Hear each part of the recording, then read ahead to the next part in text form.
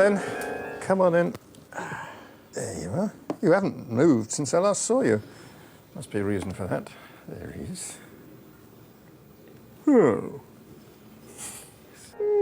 The idea was that he was going to be a cat that lives in a children's hospital, and to entertain the children he had visible thoughts which appeared like a bubble above his head. Every week a new object would arrive in the shop, and the fiendishly knowledgeable Professor Yaffle was always first on the scene.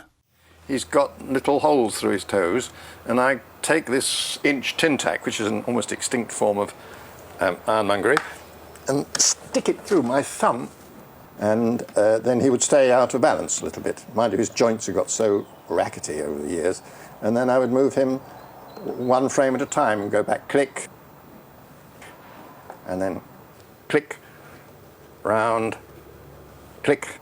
This is the mill. chocolate biscuit mill, and the chocolate biscuits are put in here, They roll down through. roll down and come out the front. You mice will have to think of something better than that. What did he say? Fiddlesticks and flatdoodle. That's right. Because he has a little magnet in his beak which holds his beak shut. We don't like people walking around with their mouths open, so he has a little magnet to hold it shut. We recorded them 1.5 times up. So we sang, "We will wash it, we will splosh it." And the one which is out of tune is me. With Gabriel, he's got works underneath him, which means he can actually move his mouth, because it's a song, you know, he sang songs, and therefore it's difficult to do that single frame. It was better for me to go round behind and Oliver would film him live. The heads are made of, excuse me, Oh! little wooden beads with a bit of felt on, but they're like that so they can turn and their arms move because they're made of copper wire, and the tail is also made of wire. They're lovely to animate, actually, because they've got so little movement and they've got no feet, and they rush around on these little spikes. They're really beautiful to use.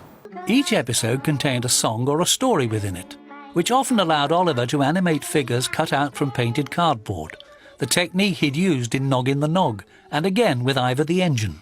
Bagpuss was first shown in 1974. Compared to today's programmes, Bagpuss was made on the smallest of budgets.